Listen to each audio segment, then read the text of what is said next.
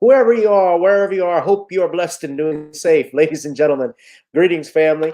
Of course, I'm tuning in. You see me without the glasses off today. But if you're looking for some opportunities, particular advertisement opportunities, then look no further at the link at the bottom to my email address. You can hit me up for advertisement opportunities. We are supporting and promoting your businesses here on this channel. You can also, if you would like to donate and subscribe to our Patreon, a link is at the bottom as well. So you have multiple ways in which you can advertise with the platform by emailing me when we go on through our live stream. You also have access to premium content, those that want to see premium content that you will not find here on YouTube or Facebook or Twitter, as I am suspended probably by now. You guys can check out the Patreon at link at the bottom. But advertisement opportunities, definitely email me, gavin.grich1@gmail.com for rates. And for the Patreon, it is the same as the YouTube channel. It is channel gboot2786. All right, I'll holla. Peace.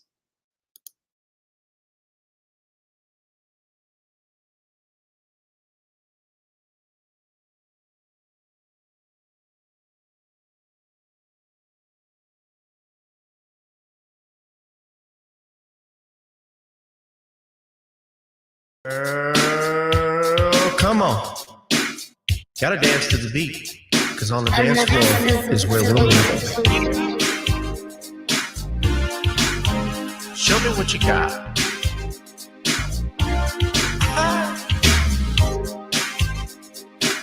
Gotta feel the groove. Feel the groove, get on the floor. Get on the... Right now the party's wasted. There's nothing much to do.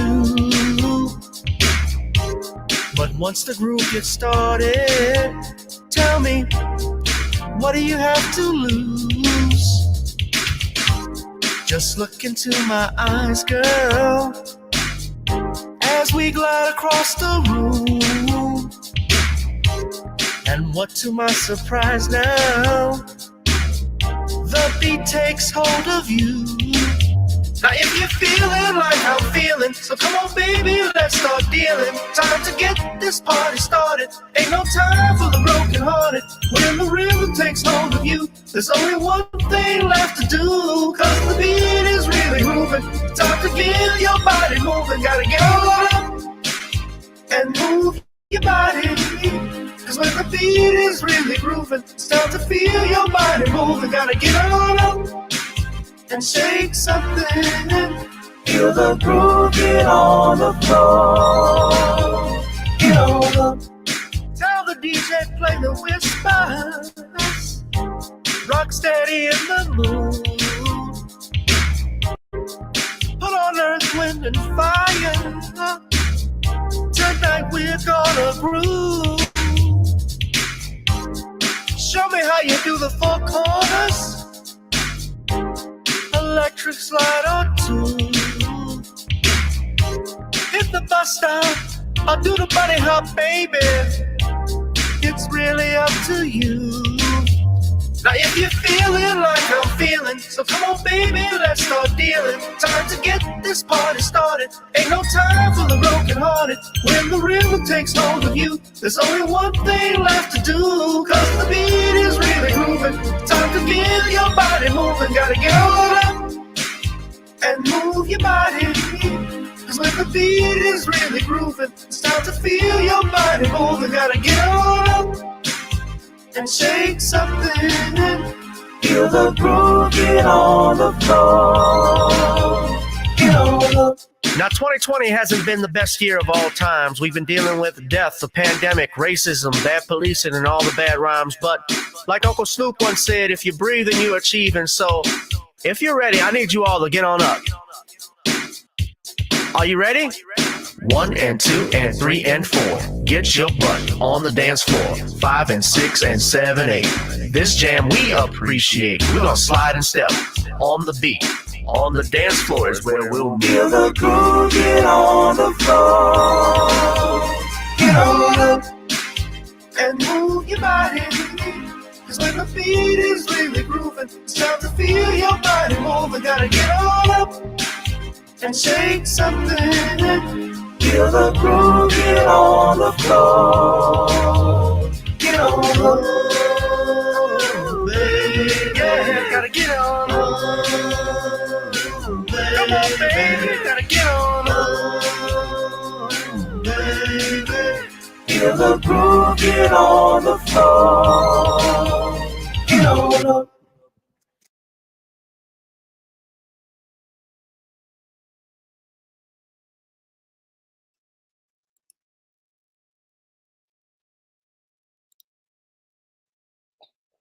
Oh, what's up, family? Welcome to another edition of Random Topic Tuesdays, the hottest live stream on YouTube and social media in the cosmos. I am your humble host, Gavin Richard. Welcome, G Boot. If you're watching via Facebook or Gavin Richard via YouTube, as well as G Boot 2786, our main page, and Twitter. Welcome. What's up, Lamiko? What's up, Danielle? We're not going to waste any further ado, ladies and gentlemen.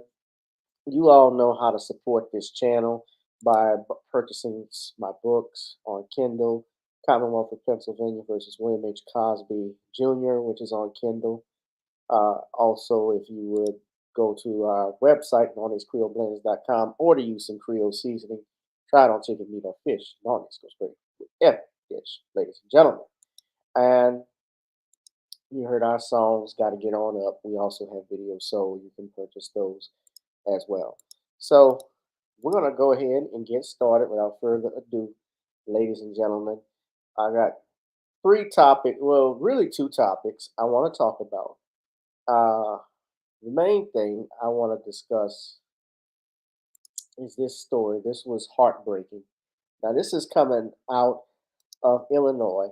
I believe the parent, correct me if I'm wrong, if I'm mispronouncing this. This is called is this Saka? It's out of Illinois, and it's a first-degree murder case. And it's very disturbing. It's out of Sacramento, I know I'm mispronouncing it, but these two EMS workers have been charged with first-degree murder for killing a man who was going through an alcoholic relapse. His name was Earl Moore Jr. And they have been charged formally with murder. And as you'll see, the body camera footage has come up. Peter Cadigan and Peggy Figley, and Miss Peggy Fingley, and her and Peter Cardigan have been charged. Cardigan have been charged with murder. Their bonds have been set at $1 million. Of course, they are represent. They work for Miss Finley works for Lifestar Ambulance Service.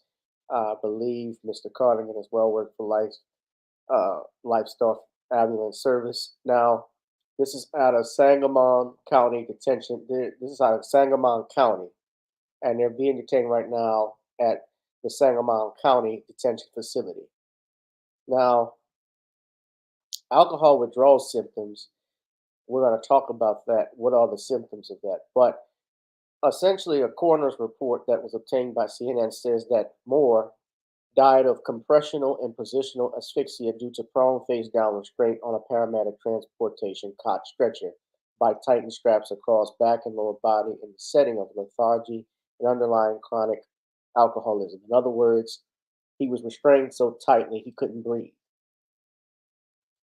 And body camera footage was recently released by the Sangamon County, which shows the paramedic, identified by a lawyer as Peggy Finley, repeatedly shouting at the patient who was on the bed. Now, I'm going to play the video for you, family, and you're going to see this. And unfortunately, and you know, it's not a pretty sight. I'll just say that much. So I do want to warn you. Someone said turn the volume up. My volume, hold on, let me see. Volume is up. The mic is up. The mic is not on mute. If you can hear me, give me a thumbs up.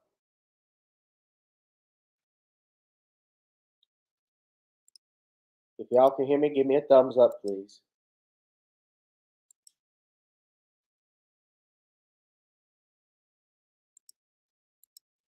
Because we're going to go ahead and play this video. Now, of course, this is fair use.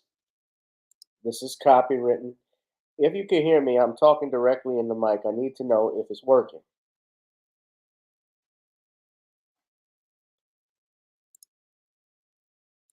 It's being used for commentary purposes only. So, yeah, everybody can hear it. All right. So, let's go ahead. This is 13 News Now. We're going to play this video. It's about 2 minutes. Of course, there's going to be commentary in it.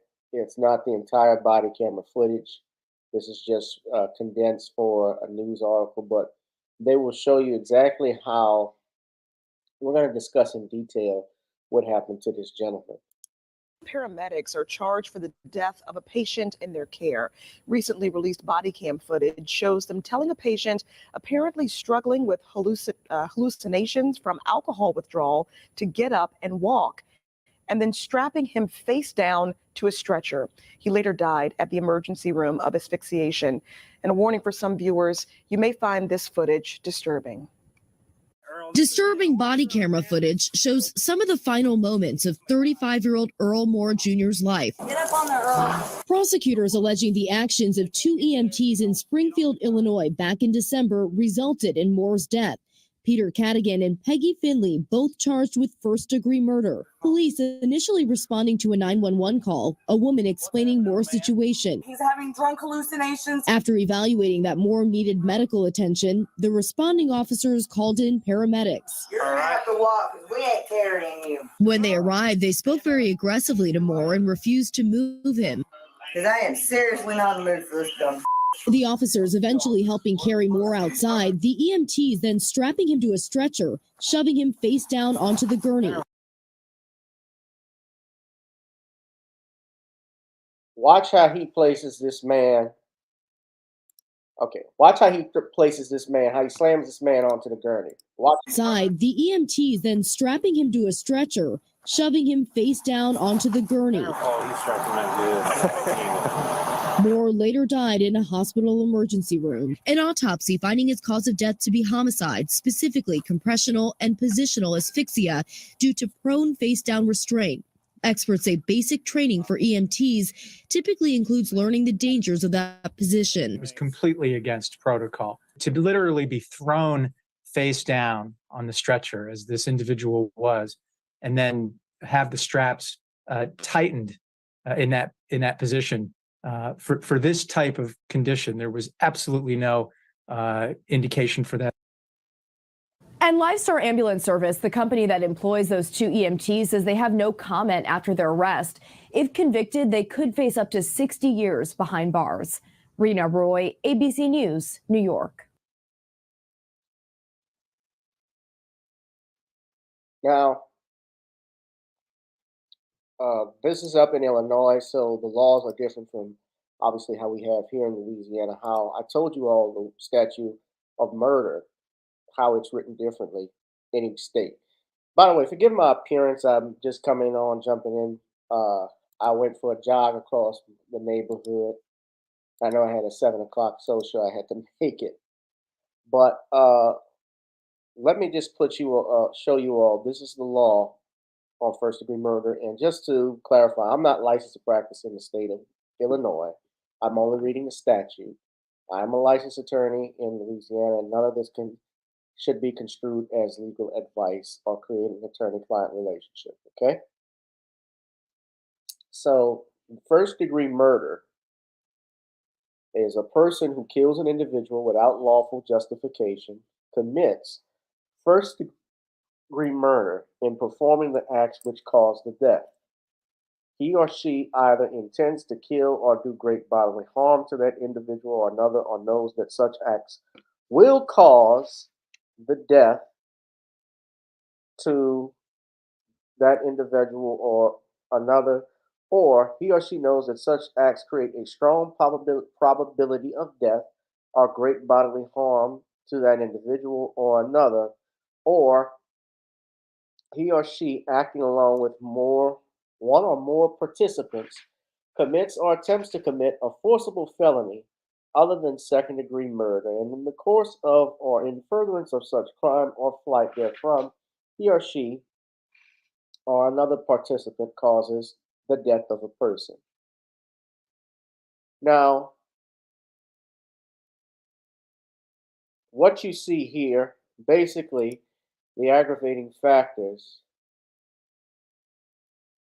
is very similar to what we have in Louisiana when, if, for instance, if you kill a peace officer or police officer, that's considered first-degree murder.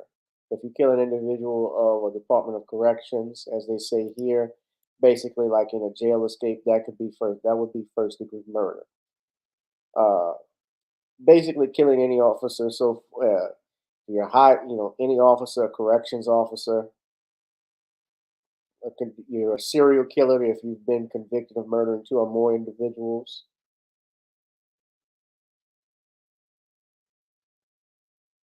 In the same act, or several related or even unrelated acts, so long as the deaths were the result of either an intent to kill with more than one person or of separate acts was defendantly or should cause or create a strong probability of death or great bodily harm. So you saw that they are facing likely 60 years in prison if they are found guilty.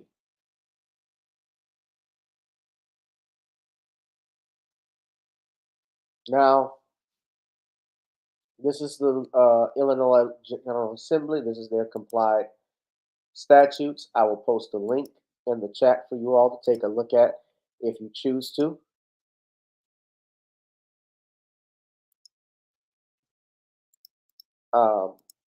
And just learning more about Mr. Earl Moore Jr. He apparently was, according to what I have gathered so far, I believe this was a house, from what I read, that he may have been staying in.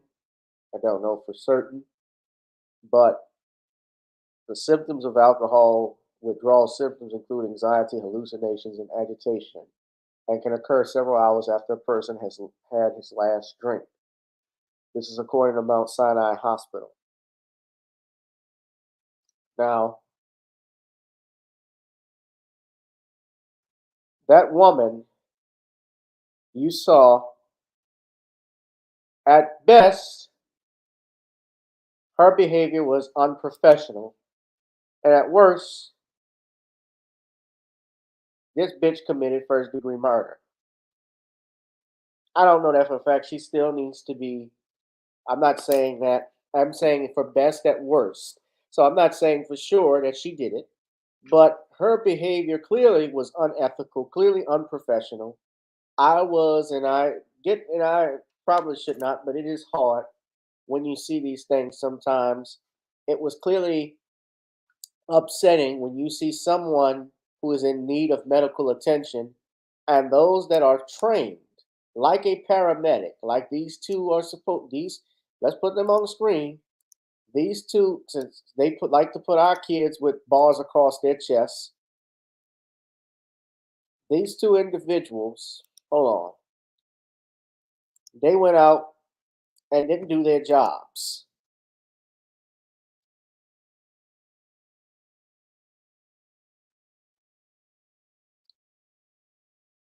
And these are people that are trained. They are trained they should know better. You lay this man prone on his stomach. You strap him down, and what they're saying essentially from what I'm reading, gathering from the reports, is that his death could have been avoided.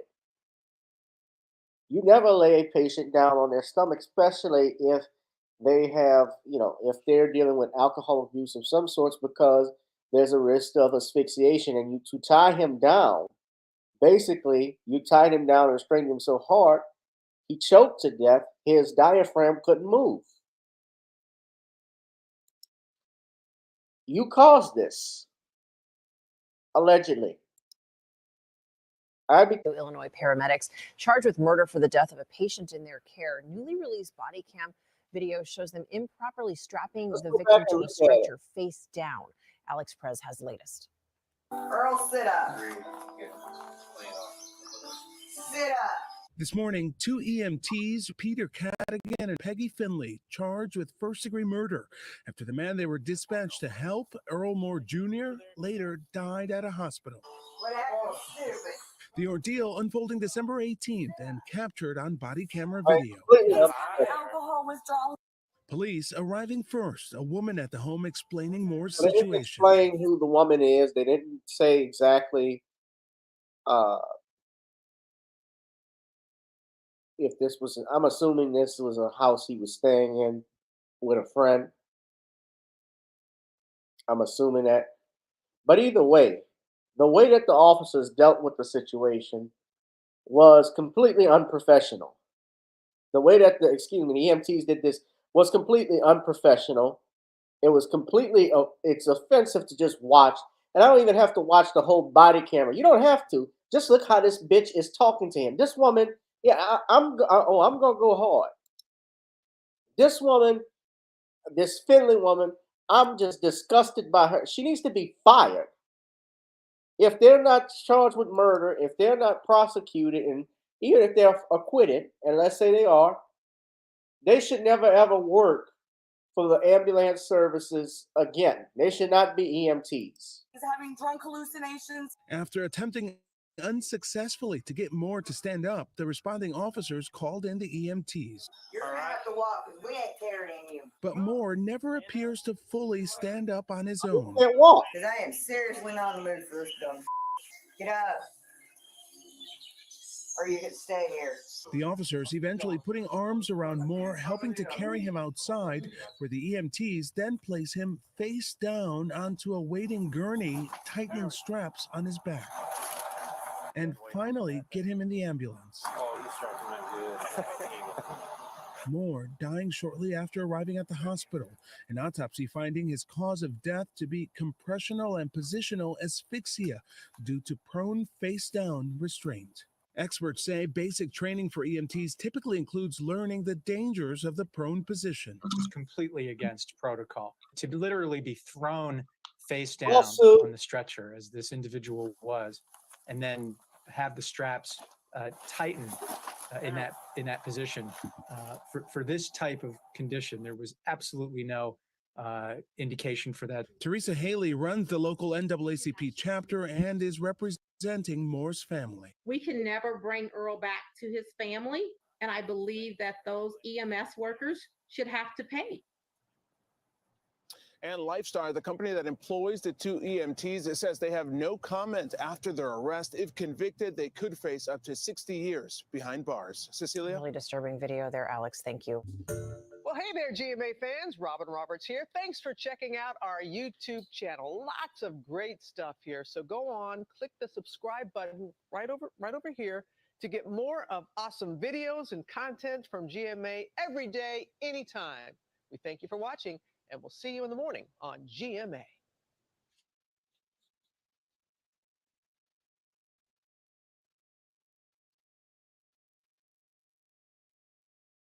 Out in Springfield, Illinois, there was SIU Medicine who released a statement on the death of Earl Moore Jr. They stated the following. Let me pull that up and share with you all, ladies and gentlemen. They released this statement. I don't think they have anything to do, per se, with the paramedics, but Springfield-based SIU School of Medicine states that the people of SIU Medicine joins the family of Earl Moore Jr. in their sorrow, and we extend our deepest condolences. We are all devastated by the collective loss that our community is experiencing, and we recognize there is no way to repair the harm that was inflicted on Mr. Moore and on the community still wrestling at the intersection of race, trauma, and medical mistrust.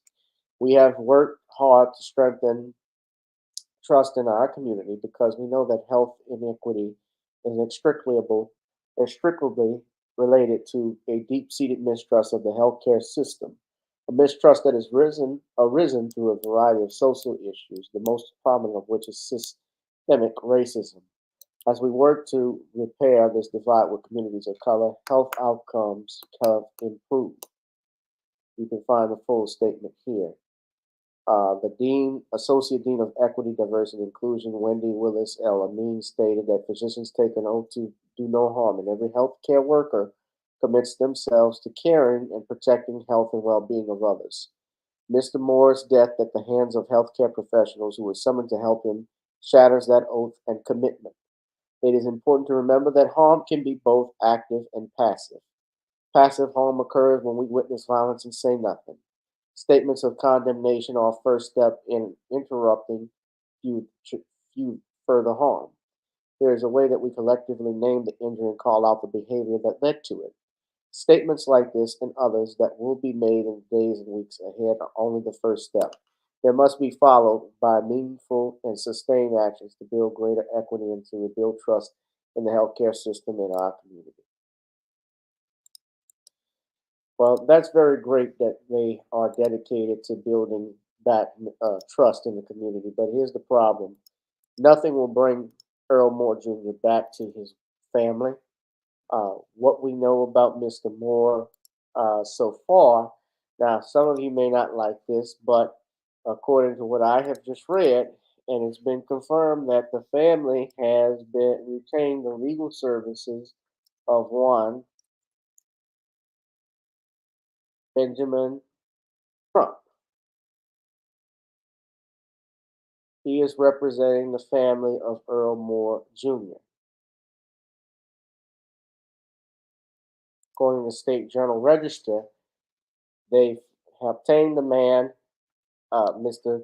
Crump, as a result of this, Crump is a noted civil rights attorney who has represented the families of those killed in police brutality incidents. Of course, Mr. Crump is a resident of Tallahassee, Florida. Salt Law Office, Ben Crump Law, LLC, is based in Tallahassee, and he was being retained by Earl Moore Jr. It's not immediately clear who retained Crump. In a press release, Crump said the actions of Finley and Cadigan provided neither care nor compassion in the treatment of Moore. EMS workers respond to some of the hardest moments in people's lives, and their occupation calls for them to operate with care and compassion. Earl saw neither care nor compassion in his last moments when he was suffocating, strapped face down to a stretcher by Lifestar employees.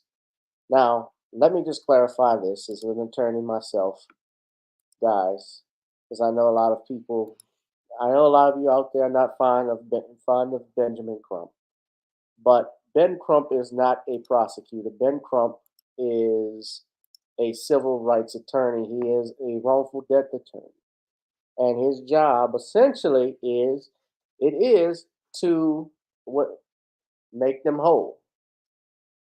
To give, he is not the one that brings the charges. That's up to the prosecutor. And a civil attorney, especially a wrongful death attorney, someone who handles like wrongful death cases, their job, obviously, yes, essentially means cut the check. But you try to, especially in a personal injury case, is to make the other person whole again based off what they have had to go through, what they have dealt with. Now, Mr. Pirate Brain says, now Crump will make the family forgive the murderers. I'll be honest with you. I am looking forward to seeing this thing go to trial. I would like to see it from a civil perspective go to trial, although I doubt it will happen because most civil cases, even trials, criminal trials, they rarely happen. They get settled because they make deals. Remember, you have to keep in mind prosecutors have a big docket that they like to deal with, and defense attorneys, they also have to deal with multiple clients, and they're trying to get what may be the best result for their client without them having to do jail time, or if they are going to do jail time, the less jail time. Of course, that depends on the client you have. But in civil cases, especially when you have something like this, and I'm just looking at it, Mr. Moore is lying face down on a stretcher, suffering from alcoholic hallucinations. I'm presuming that when his attorneys will go through it, as I'm sure Mr. Crump has, or he's contacting local attorneys who are going to work on the case with him, that they will find that these employees, more than likely, like most EMTs, a reasonably prudent EMT, would not have done such a thing, that they are trained to avoid situations like this, and that there should be a protocol that Lifestar employees are supposed to follow regarding these type of situations, and failure to do so, which results obviously in some type of negligent act, or in this case, a death of a person, will likely be very costly. In other words, they better lawyer up, because this is going to be a big ass settlement, big ass lawsuit. There may be issues with with proving murder only because then it has to be. Although I didn't see it from looking at the statute, there is some type of intent element. But I also looked at it, and when I looked at and I'm not, and I have to say I'm not an Illinois attorney, so I need to be clear about that with my words and careful. It seems that they also don't even have to intend to kill. Uh, but knows that any type of I'm looking here, knows that any such acts will cause death to that individual or another. Now, could laying them face down like that, could they have known that? It's possible a defense attorney might poke holes in it. And I don't know these attorneys that they have, how good these lawyers are per se. We'll find out. But nevertheless, this should never ever have occurred, bottom line. Mr. Moore should still be alive with us and among the living, and he needed help. He did not need to be restrained and treated not even like an animal. Animals got treated 10 times better than he did. Just when I'm looking at this, this should never have happened. So what say you, family? Y'all think these people?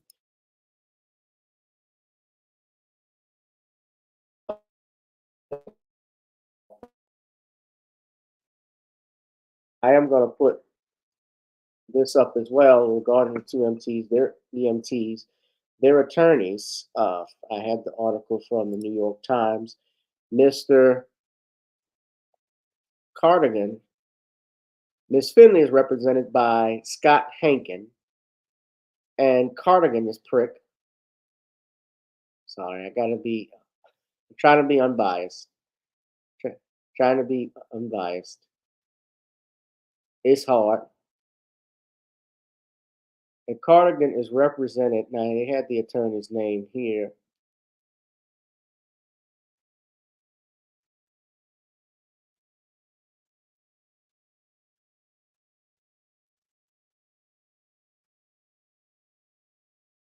W. Scott Hankin represents Miss Finley.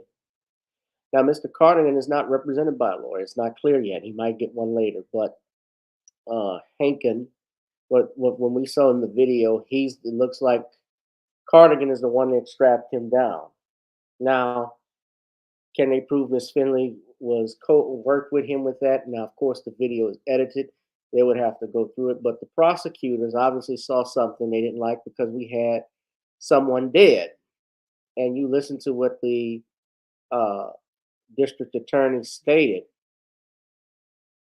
He stated he could not, but what I believe the ADA stated was that he was clearly,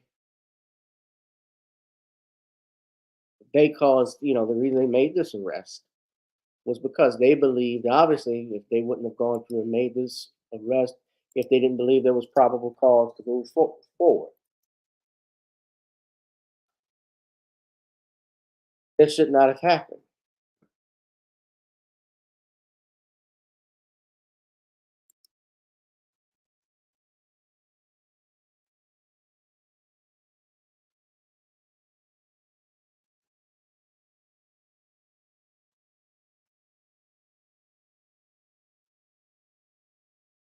Now, so now I'm looking at this. At the bond hearing, they had an attorney, D. Peter Wise, who said, these are two people, good people, that find themselves in a very odd criminal case. They should have italicized good when they said that, or put it in air quotes. I don't know who these individuals are, but just listening to how they talked to Mr. Moore, you would not want these individuals picking you up if you had medical issues. You wouldn't want them picking up your loved ones. This is unprofessional. Now, unprofessionalism doesn't amount to criminal behavior. I get that. But it was still hard and frustrating to watch this. Now, I'm not going to play the entire video. We saw parts of it. But You need the help. Where hospital you want to go to? Hey, John. Come on, let's go.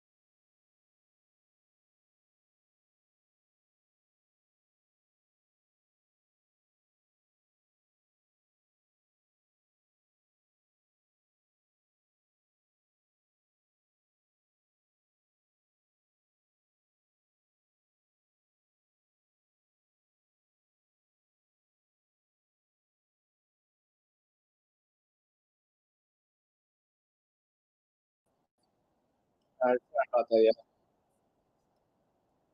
So I gotta talk with you all. Some breaking news. Yeah, I'm sorry. I don't know what happened with that.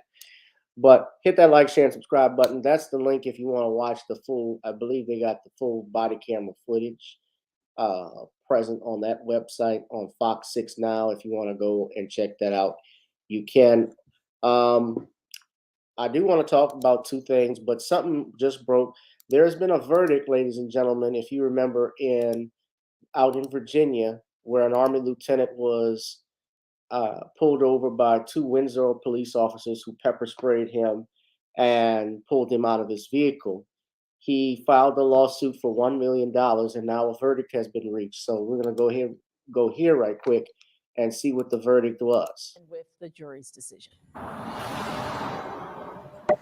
Well, the courtroom was silent as the jury read their verdict, finding Windsor police officer Daniel Crocker and former police officer Joe Gutierrez as liable for only one count each, dismissing many of the charges brought forth by Army Lieutenant Karan Nazario. 13 News Now spoke to their lawyers as they exited the courthouse. I try not to be shocked by anything juries do, whether it goes incredibly in my favor or against. Thank you. Thank you. Thank you. Thank you for a job well done. Well reasoned. They took a lot of time with this decision. The jury deliberated for a little more than 10 hours to give this verdict. Officer Daniel Crocker is liable for an illegal search, and former police officer Joe Gutierrez is liable for assault. Together, they will pay just less than $4,000 to Army Lieutenant Karan Nazario for a December 2020 traffic stop that Nazario says left him traumatized. Honestly afraid to get out. Can I? Yeah, you should be. Get out. Police body camera and cell phone video recorded the entire incident.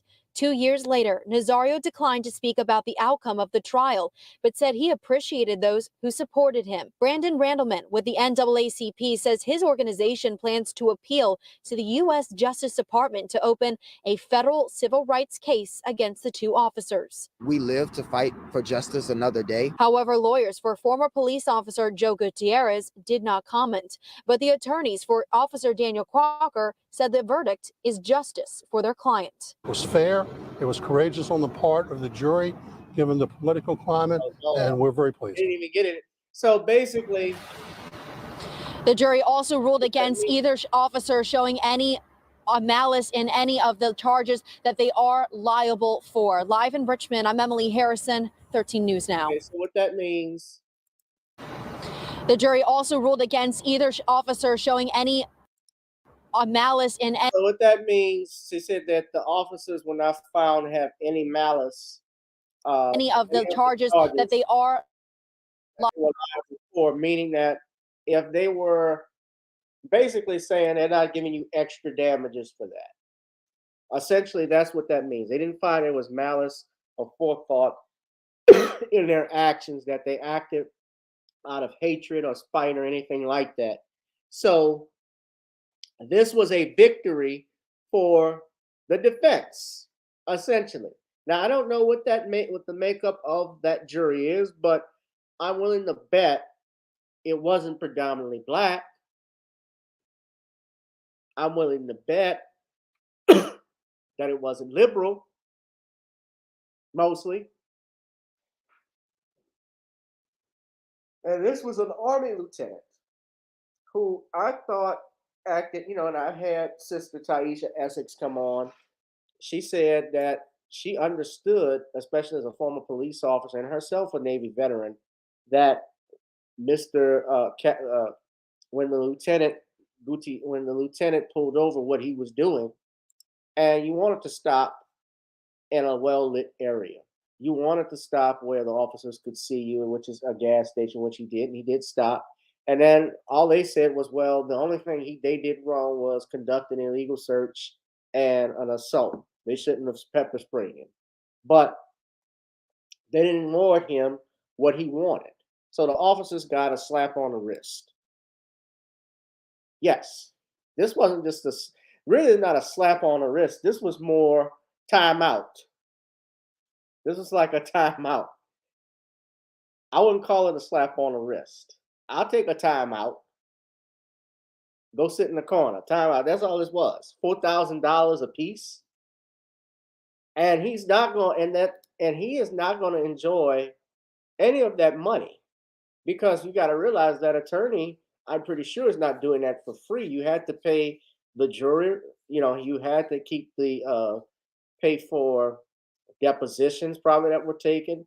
You had mailing, just postage, the lawyer's travel time, and so forth. All of that call eats up. So he didn't get a damn thing. And the NAACP talking about going to the Department of Justice, appealing to them. They're not going to do anything. What are they going to do? They had this was a civil matter. Yeah, they can look up. They're going to look into it. They can look into it all they want. They're not going to punish these officers. One was fired, and the others, he can appeal it, of course, to appeals court, saying challenging it. But they found the officers only liable on 2 counts, and they deliberated for 5 days. That's the thing that I'm looking at. 5 days to make that decision.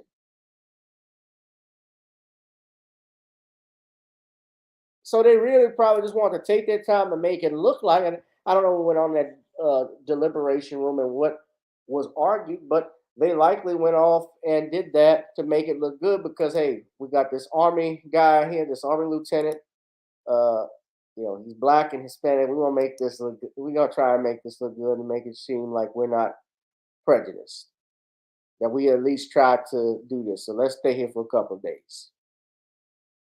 We got this free hotel. If they're staying at hotels, if they were sequestered, I don't know. I don't know, honestly. But just looking at that, yeah, he got a slap on the wrist. They got a timeout. Now, the last thing I want to talk about, with 2 things. I'm gonna try and make this brief. Have y'all heard? Obviously, hit that like, share, and subscribe button, ladies and gentlemen. TJ Holmes and Amy Robach are prepared to fight for their love in court against ABC. According to an article from from Us Weekly, about to say US Weekly, like USA Today, says here that a former CBS employee, Chris Harrison, shared his thoughts on the scandal surrounding Amy Robach and TJ Holmes and offered to share his lawyer's contact info if needed. The former Bachelor host said that a report came out that Amy and TJ had been let go and they have lawyered up, and to that I say, good for you guys, good for you. I have a lot of strong opinions about this. This is personal. Earlier this month, multiple sources confirmed to Us Weekly that Robach and Holmes, 49 and 45, are not expected to return to Good Morning America 3, What You Need to Know, after news of their affair broke last year. Amy and TJ are out. A decision has been made, an insider said of the newscasters. The network is negotiating with them on their exit deals and an announcement. ABC has not given the public an update on the duo's status at the network, but the pair were pulled from the air in early December of 2022. The roles have since been taken over by temporary hosts who note that they are filling in for Holmes and Robach, whose names are still featured in the opening credits. Harrison, for his part, hinted that he doesn't think a consensual relationship between equal co-workers merits termination. I've been in the business for a long time. You sign these contracts, there are morality clauses in there, he explained. Is it morally reprehensible to fall in love? Because that's what they've done. That is the crime they are being punished for, is falling in love. And is it morally reprehensible? Is it against the law to fall in love with someone at work that is equal to you? They're on level footing. They were cohorts. Is it illegal or wrong to fall in love with someone equal to you and to follow those feelings? Well, here's the thing. When you say morality, it depends on, number one, and I haven't seen these contracts before, but I've heard of them. Morality depends on what you believe ultimately. What God you belong to. What's moral? Because obviously, TJ Holmes, both of them committed adultery. Now, in some situations, even back in the day, if you had scandalous affairs, uh, things that were done inappropriate, that could be grounds to fire you. Even today with the NFL, as we know, with the players that get in trouble with some, even if they don't get in trouble with the law, if you do what they call uh, brandishing the shield,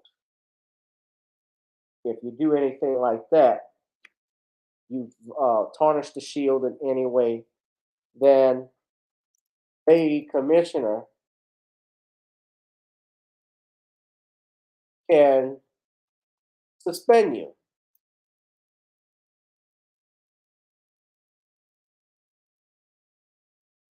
If you do anything to tarnish the shield, you do anything that brings humiliation to the net, to if you tarnish it in any way, you bring anything to shame to the team or anything like that, coaches can dismiss you. They have that right to do so, and it is at will. Most, unless there's a contract, which they typically are, most net people are free to fire and hire whoever they want. As an employer, when I had my law firm, I mainly worked for myself, but I could fire if I wanted to, and someone did something wrong. For instance, a clerk that did something they weren't supposed to, or I was cutting back or some sorts. I didn't have a contract with them. They could fire me. Just like I've been laid off. I've worked for firms. My clients have fired me. I have fired clients that I can't represent anymore. That happens. Now, I think, and something that is noted, and I agree with Chris on this. Well, I think it's not made by Chris, but I believe Amy Robach has brought this up, that they're fighting ABC, and I believe, according to what I've read in reports, they make notion of the fact that this in part had something to do with, it seems to be a racial issue because she's a white woman messing with a black man. Would you all excuse me 1 second? I got to step out. Sorry. I'll be back.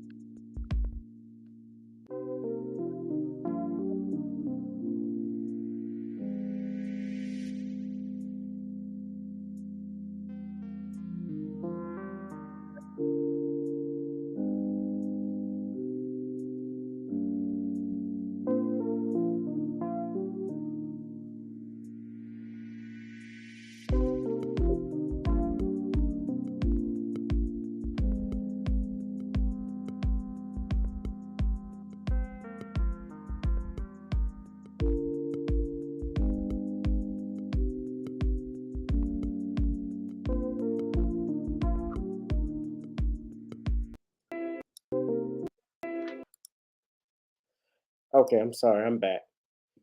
It's being reported, as I was stating earlier, that ABC, one of the reasons why Amy Robach was hitting back at ABC and TJ Holmes is that they're alleging that there was a racial motivation for dealing with this. They race Sue citing, according to TMZ, they're reporting that their lawyer up against ABC case could become racial. So I don't ever like quoting, obviously, B. Scott or TMC, but if you go read the article, and I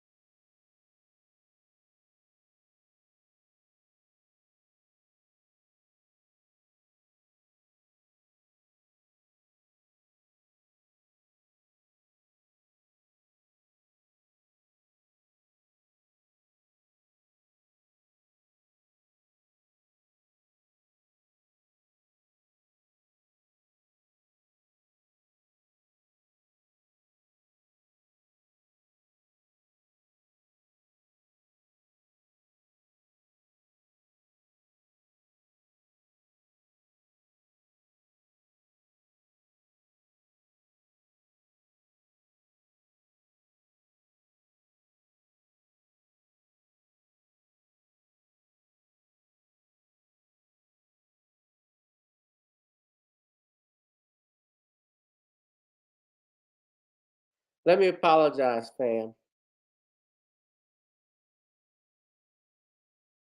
I apologize. I don't know what's going on with this internet. Why this keeps tuning in and out. I'm back in the green room. It's been working fine, and all of a sudden it's acting up. But I was talking for the last 3 minutes, and you guys weren't even listening because they took me off. But in closing, let me just say they're alleging, and I stated that both Amy Robach and TJ Holmes apparently have, according to TMZ, they have hired attorneys. According to this, Eric George has been. Robach has hired Andrew Bretler, who are both civil lawyers, and Mr. George has handled celebrity cases. It's been reported that they're going to ask a two-pronged question to ABC. Number one, have they ever used, I talked about the morals clause that they have for conduct. So have they ever used it to fire or discipline two consenting adults at equal levels? And they were both white. And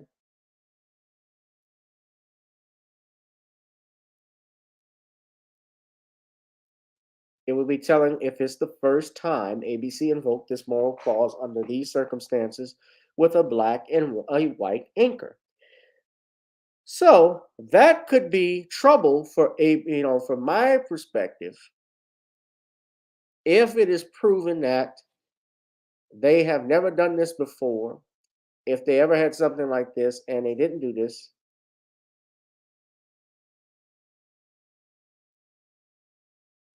it's very possible they might have something here.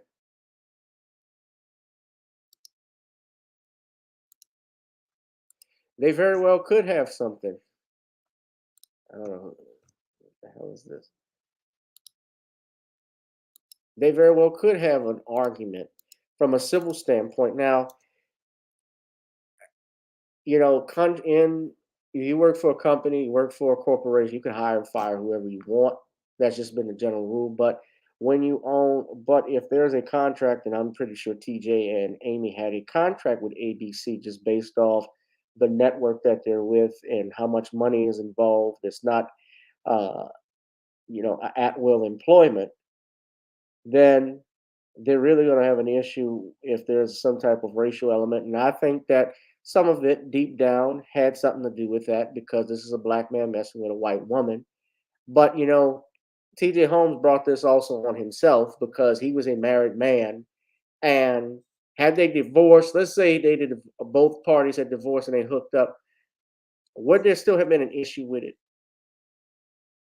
Perhaps there would be some people who would have an issue, but I don't think then they could have made this argument to fire both of them, because then they're not married. There's no moral issues. And if they did, then they would really have some standing on it. But, they're going to pose that question.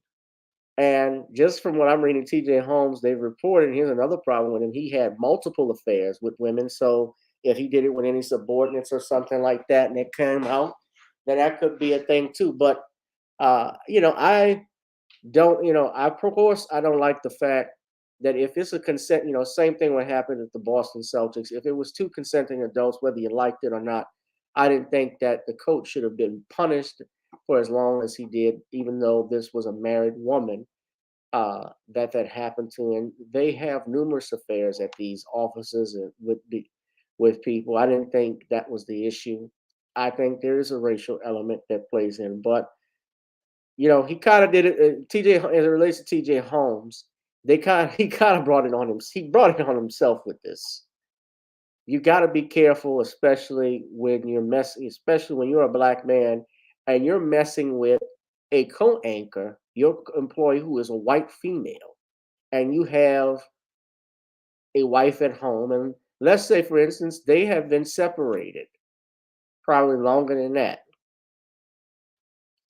But you have a daughter, you have children. They're exposed to the behavior that you emulate and you submit to out in public. You got to be careful.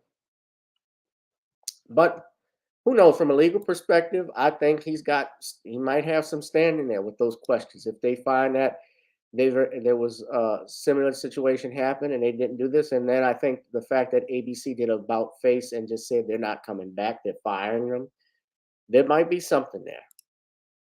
It's probably so. We're going to wrap this up, guys. Hit that like, share, and subscribe button. Make sure you are subscribed to this channel because sometimes they unsubscribe you. Of course, you can order the Commonwealth of Pennsylvania versus William H. Cosby Jr. on Amazon and Kindle. Ladies and gentlemen, go ahead and get that book. Also, join the Patreon. If you'd like to advertise with our channel, go to gavin.jrich1@gmail.com. That's the link to the Patreon right there. Go to NawneysCreoleBlends.com to purchase some good old Creole seasoning. Try it on chicken, meat, or fish. Nawneys goes great with every dish. Superstar Bella said, TJ out here acting like he's a teenager. Yeah.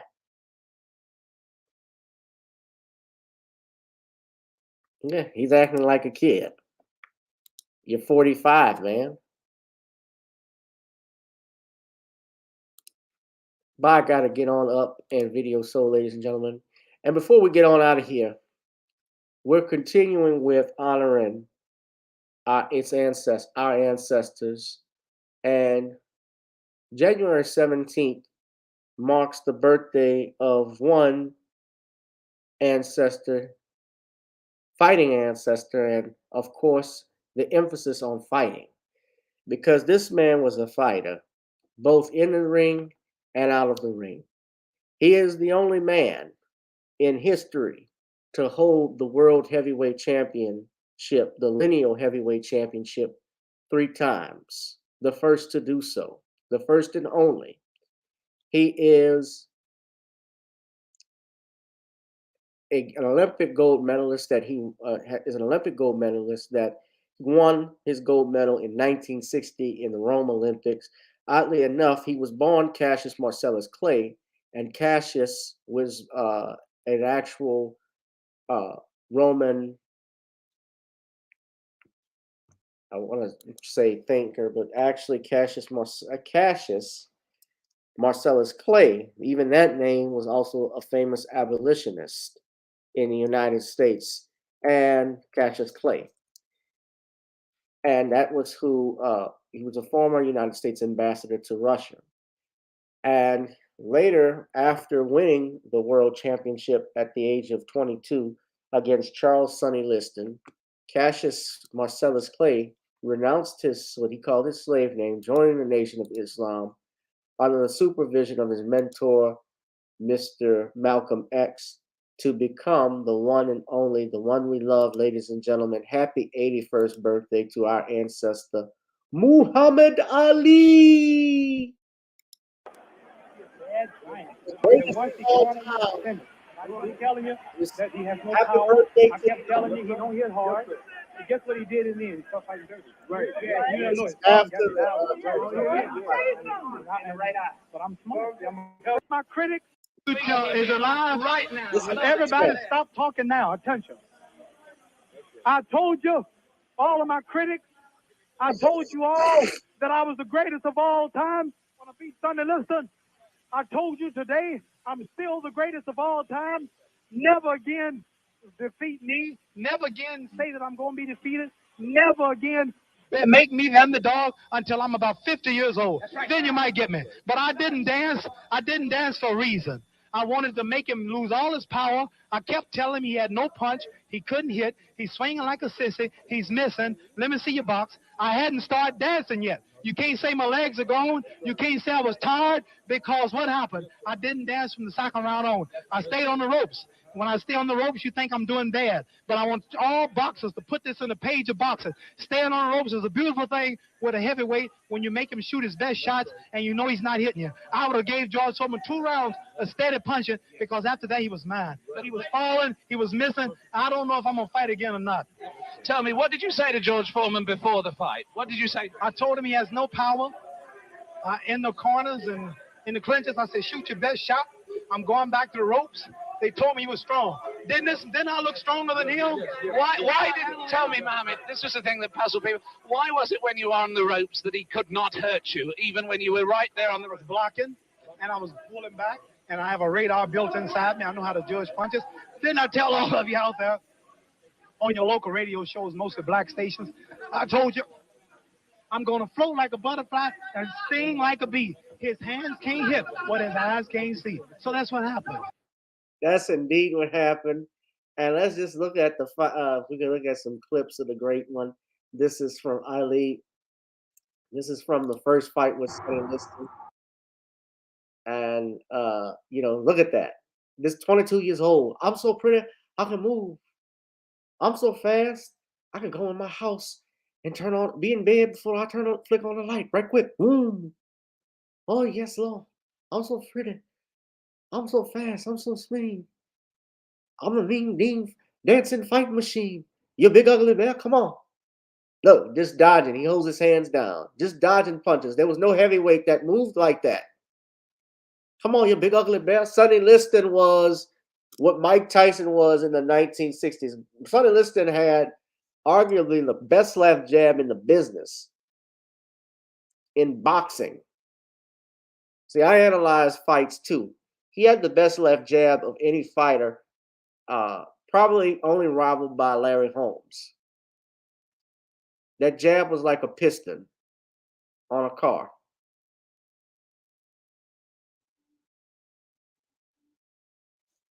And Ali just dodging punches. Boom, boom. And of course, I'll fast forward through a little bit, but Ali just making Liston miss. You're gonna see Liston's face is just he's already taking punishment. He's cut around his left eye, his left eye is starting to get swollen and puffy on his right cheek. Just look at it. And this is when Ali is blind. He stated that he believed that Liston put something in his eye by rubbing it on his glove. It's been speculated by Angelo Dundee because he actually put his thumb in his eye and smelt it and said it was burning him. Angelo Dundee was Ali's fight manager, his cornerman, trainer.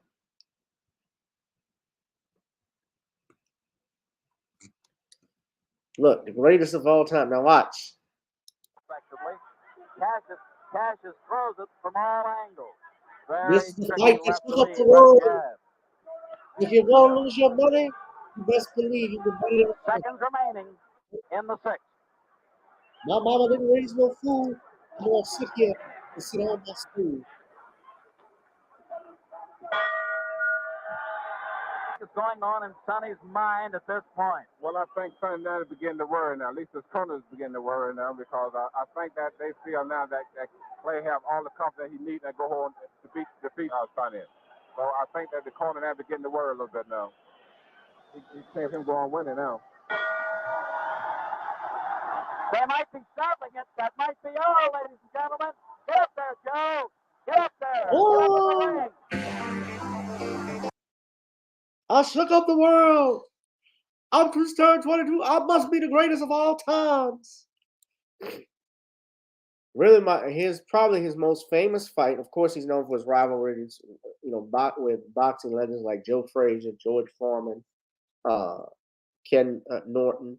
Of course, probably his most famous fight was the Rumble in the Jungle, and arguably because at age 32 he fought George Foreman, who was undefeated, who essentially was another Sonny Liston because George Foreman was sparring partners with Sonny Liston in his later life and later career. And George Foreman was just getting started. George Foreman was a beast. George Foreman was just knocking people out, looking to knock you out in the third round, or the second round, first round. But if you took him the distance, he was a different fighter. And Ali, putting in that rope-a-dope. He's just leaning back, punching or hurting.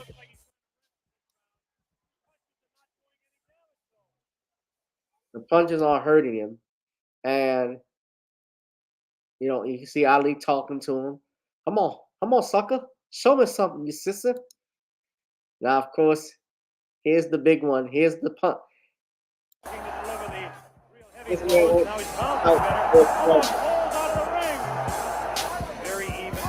Ali, a sneaky right hand. Another sneaky right hand. This time he worked over the shoulder. There it is. Oh, I don't own the music. Let me take that off.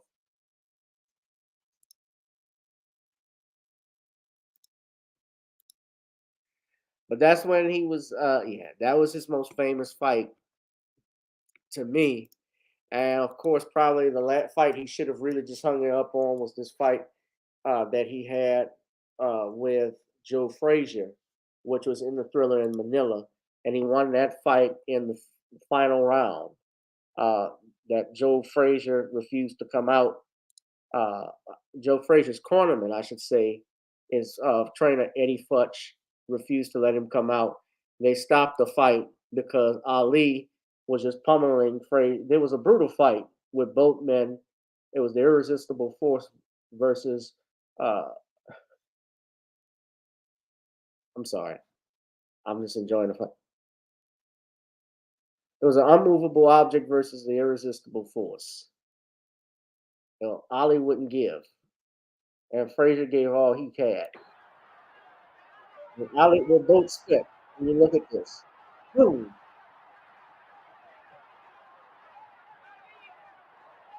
Rest in peace to Joe Frazier.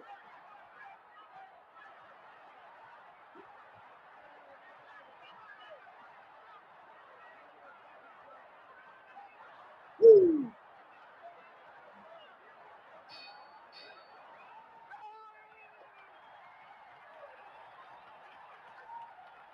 Ali actually wanted to quit. He told him to cut the gloves. That was the biggest round of the fight for anybody. Frazier. But you see, Frazier was going blind. Frazier was blind in one eye, and then the other eye was closing. And Eddie Futch told the referee right there. That's Eddie Futch. He said, "That's it." The doctor comes up and looks at Frazier. He said, "It's over." I think it's going to be over. It's all over.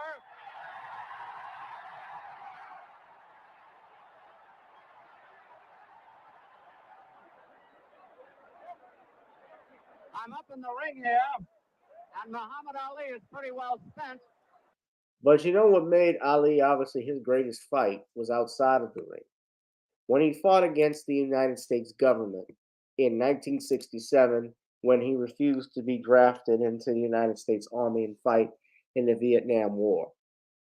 And Ali was stripped of his title in Houston, Texas, when his name was called Cassius Clay twice.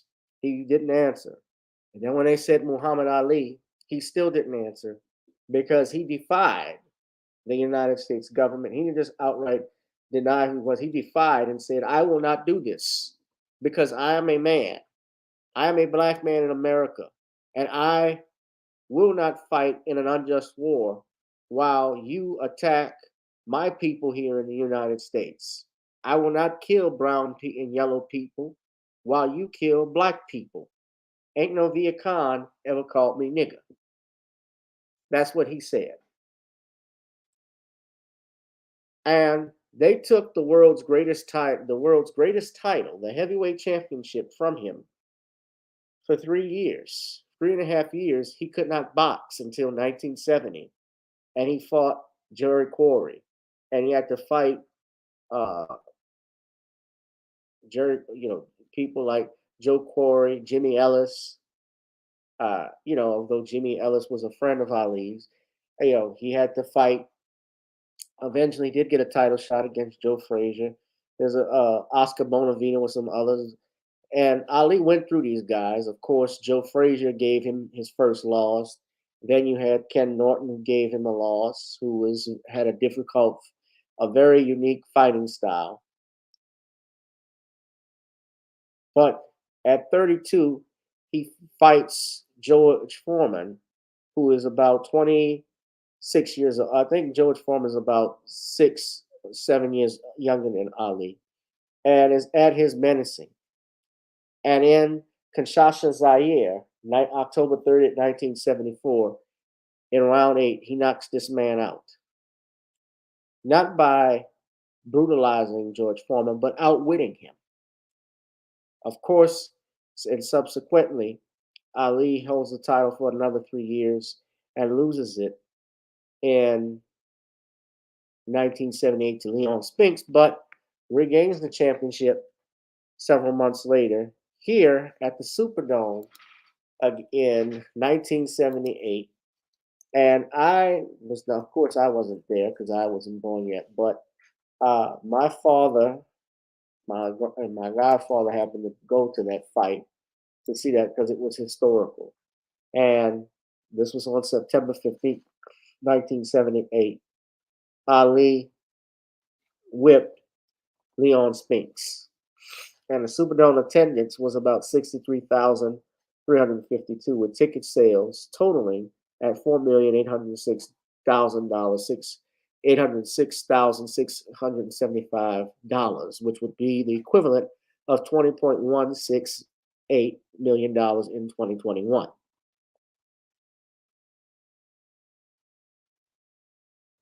This was in front of an audience of 90 million viewers in the United States, with 46.7% of the TV sets in the nation tuned in, which was a record.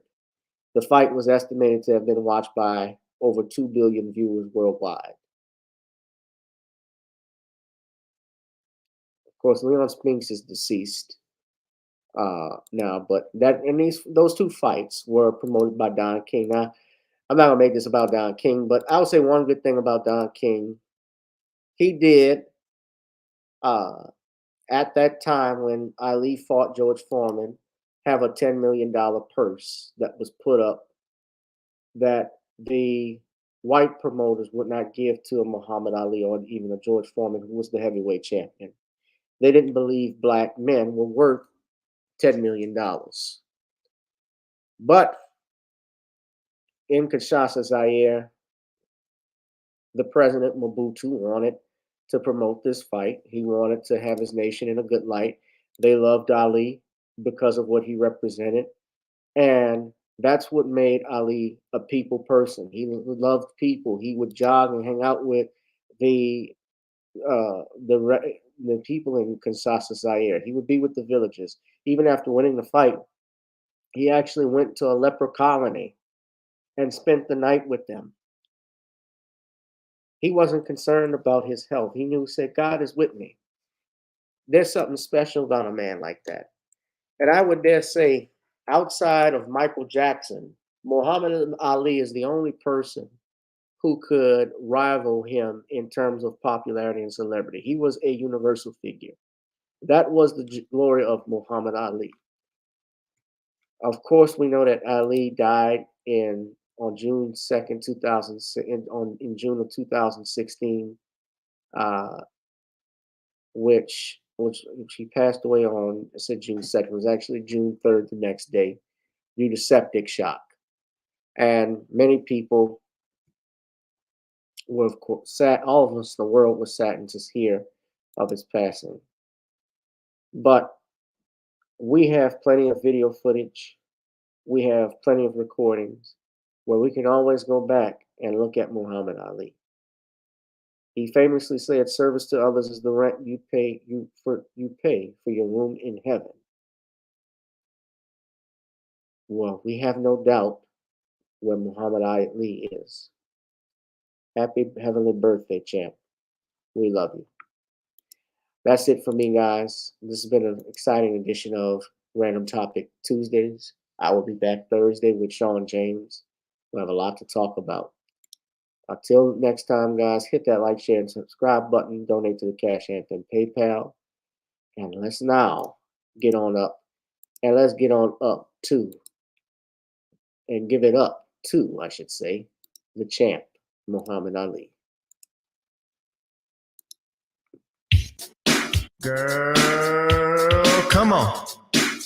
Gotta dance to the beat, because on the dance floor is where we'll meet. Show me what you got.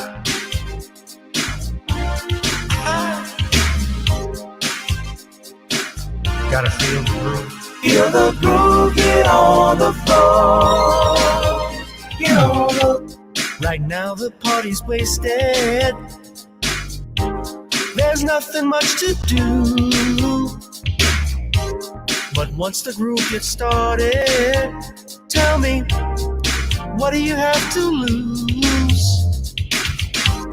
Just look into my eyes, girl, as we glide across the room. And what to my surprise now, the beat takes hold of you. Now if you're feeling like I'm feeling, so come on baby, let's start dealing. Time to get this party started. Ain't no time for the broken hearted. When the rhythm takes hold of you, there's only one thing left to do. Cause the beat is really grooving. Time to get your body moving. Gotta get on up and move your body. Cause when the beat is really grooving, it's time to feel your body moving. Gotta get on up and shake something. Feel the groove, get on the floor. Get on up. Tell the DJ play the whispers. Rock steady in the mood. Put on Earth, Wind, and Fire. Tonight we're gonna groove. Show me how you do the four corners. Electric slide or two. Hit the bus stop, I'll do the bunny hop, baby. It's really up to you. Now if you're feeling like I'm feeling, so come on baby, let's start dealing. Time to get this party started. Ain't no time for the broken hearted. When the rhythm takes hold of you, there's only one thing left to do. Cause the beat is really grooving. Time to get your body moving. Gotta get on up and move your body. Cause when the beat is really grooving, it's time to feel your body moving. Gotta get on up and shake something. Feel the groove, get on the floor. Get on up. Now 2020 hasn't been the best year of all times. We've been dealing with death, the pandemic, racism, bad policing, and all the bad rhymes. But like Uncle Snoop once said, if you breathe and you achieve. And so if you're ready, I need you all to get on up. Are you ready? 1 and 2 and 3 and 4. Get your butt on the dance floor. 5 and 6 and 7, 8. This jam we appreciate. We're gonna slide and step on the beat. On the dance floor is where we'll be. Feel the groove, get on the floor. Get on up and move your body. Cause when the beat is really grooving, it's time to feel your body moving. Gotta get on up and shake something. Feel the groove, get on the floor. Get on up, baby. Yeah, gotta get on up. Come on, baby, gotta get on up,